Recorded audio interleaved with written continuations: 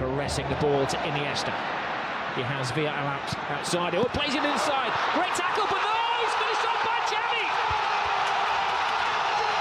Not the greatest goal you're ever going to see, but a mightily important goal for Barcelona.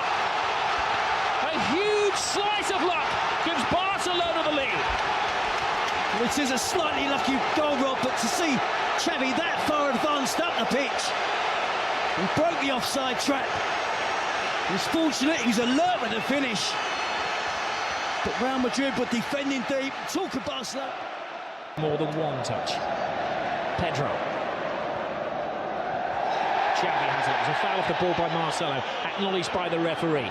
Barca continue through David Villa, toe-to-toe with Ramos. Gets the cross in! 2-0 Barcelona! The flying Pedro!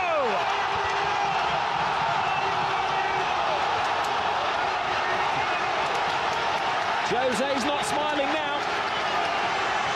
Well, you have to just admire that football there. It was Olé after Olé. About 25 passes. And again, Real Madrid didn't make a tackle. They've got to get more physical. They've got to confront the blue and red shirts of Barcelona. They're getting back in position, getting back behind the ball.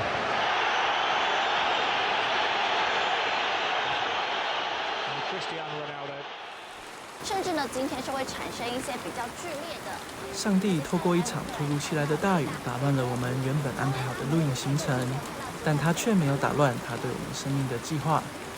这不只是一场大雨，而是一堂体验教育的课程。而上帝就是这堂课中最细心、最有耐心的教练。那些看似混乱的时刻，却是他亲自设计的训练场。